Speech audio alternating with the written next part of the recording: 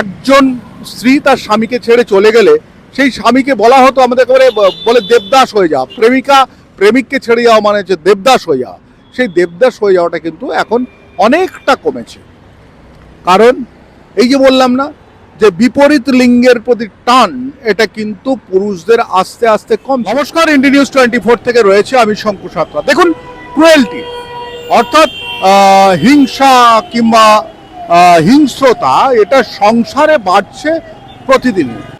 রাজস্থানের একটা গল্প বলি, যেখানে স্ত্রী সবাইকে বলেছিল স্বামী অস্ট্রেলিয়ায় চাকরি করতে গেছে এবং বন্ধুর সঙ্গে ফষ্টি করছিল। পরে জানা গেল যে বাথরুমের মধ্যে স্বামীকে মাটির নিচে কবর দিয়ে তার উপর সিমেন্টিং করে দেওয়া হয়েছে।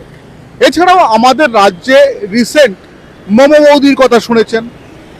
মেলা থেকে ঘুরে এসছে, ঘুরে আসার পর স্বামীকে বলেছে যে মোমো খাবো। রাত্রি তখন 11:30 থেকে 12টা। স্বামী বলেছে এই সময় আমি মোমো কোথায় পাবো। ব্যাস, তারপর ঝগড়া, এবং সেই ঝগড়াতে স্বামীর গোপনাঙ্গে এমনভাবে লাথি মেরেছিল যে স্বামী সারা রাত আস্তে আস্তে মৃত্যুর দিকে গেছে। সে মৃত্যুর দিকে পর্যন্ত অচৈতন্যভাবে ছিল। সেই স্ত্রী সেই রাতে কিন্তু কাউকে ডাকেনি। ভোরবেলা যখন দেখেছে এ তো হাতের বাইরে চলে গেছে, তখন ডেকেছে পাশের বাড়ির লোককে, তারপর হাসপাতালে নিয়ে গেছে। হাসপাতালে নিয়ে যাওয়ার পর তাকে মৃত বলে ঘোষণা করেছে।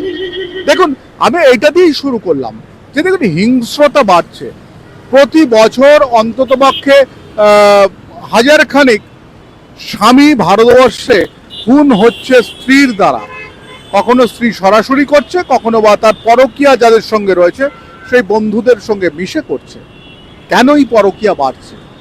এটা নানাভাবে নানা জনের সঙ্গে কথা বলেছি, কথা বলে যেটা জানতে পেরেছি যে স্ত্রীদের পরকীয়া পেছনে রয়েছে স্বামীদের পৌরুষত্বহীনতা। কেন? আমি আপনাদেরকে বলছি, যেটা হচ্ছে মানে একটা স্ট্যাটিস্টিক্স বলছে এখন যাদের বয়স ধরুন 25 বছর 30 বছর, তারা নেই করে ধরুন 10 থেকে 15 বছর ধরে তারা মোবাইলে আসক্ত হয়েছে।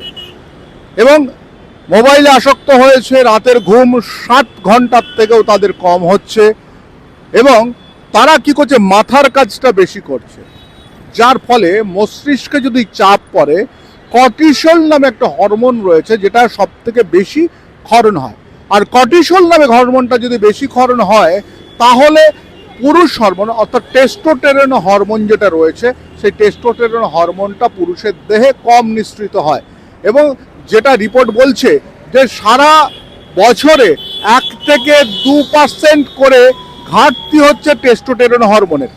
এই টেস্টোস্টেরন হরমোনের ঘাটতি হওয়ার ফলে পৌরুষত্বহীনতা বাড়ছে এবং পুরুষদের মধ্যে লিবিডোর সংখ্যা বাড়ছে এবং দেখা যাচ্ছে যে পুরুষদের মধ্যে বন্ধ্যাত্ব বাড়ছে।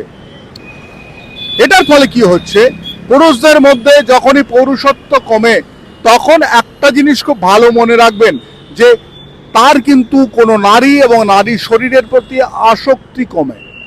ইদানিংকালে দেখবেন যে আগে ছিল কি, একজন স্ত্রী তার স্বামীকে ছেড়ে চলে গেলে সেই স্বামীকে বলা হতো আমাদের করে বলে দেবদাস হয়ে যাওয়া, প্রেমিকা প্রেমিককে ছেড়ে যাওয়া মানে হচ্ছে দেবদাস হয়ে যাওয়া। সেই দেবদাস হয়ে যাওয়াটা কিন্তু এখন অনেকটা কমেছে। কারণ এই যে বললাম না যে বিপরীত লিঙ্গের প্রতি টান, এটা কিন্তু পুরুষদের আস্তে আস্তে কমছে।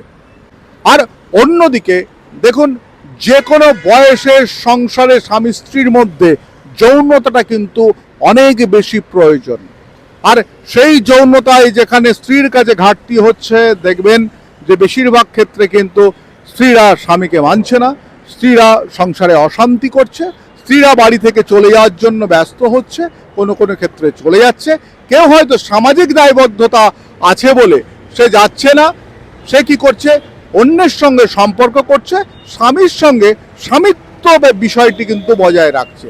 তবে এটা মনে করা কিন্তু একেবারে মানে বোকা হবে যে স্বামীর সঙ্গে তিনি ঠিকঠাক করে সংসার করছেন। সেটা কি হচ্ছে, মেনটেন হচ্ছে। এই যে আস্তে আস্তে মানুষ জীবনে সংসারের মধ্যে যদি এই ধরনের একটা সমস্যা নেমে আসে, তাহলে এটা মাথায় রাখবেন, এই যে একটা সংসার, দুটো সংসার, 3টে সংসার এরকম করতে করতে যে একটা গ্রাম, এই যে একটা শহর, এই যে একটা সমাজ তৈরি হয়েছে না, আস্তে আস্তে সেখানে কিন্তু জন্ম নিয়ন্ত্রণ যেটা হয়ে যাবে, অর্থাৎ আস্তে আস্তে মানে শিশু জন্ম কমে যাবে।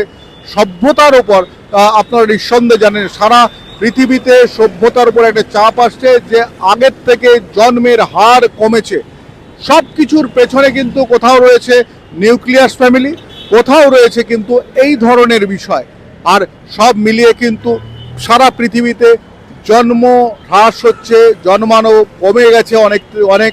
অর্থাৎ আস্তে আস্তে কিছুদিন পরে দেখা যাবে, হয়তো 40 বছর 50 বছর পর দেখা যাবে আজ যা পৃথিবীতে জনসংখ্যা রয়েছে সেটা থেকে অন্ততপক্ষে 20% থেকে 30% কম জনসংখ্যা হবে।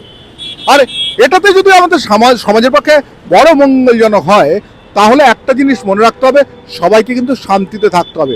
তাহলে যারা সমাজবিজ্ঞানী থেকে আরম্ভ করে যারা ডাক্তার রয়েছেন তারা একটা কথা বারবার ধরে বলছেন যে নির্দিষ্ট সময় ঘুমিয়ে পড়ুন, মোবাইল ফোন ব্যবহার আস্তে আস্তে কমান, যদি সম্ভব হয় চওড়া অ্যান্ড্রয়েড ফোন ব্যবহার করা আস্তে আস্তে কমান, তাতে অনেক সুবিধা হবে।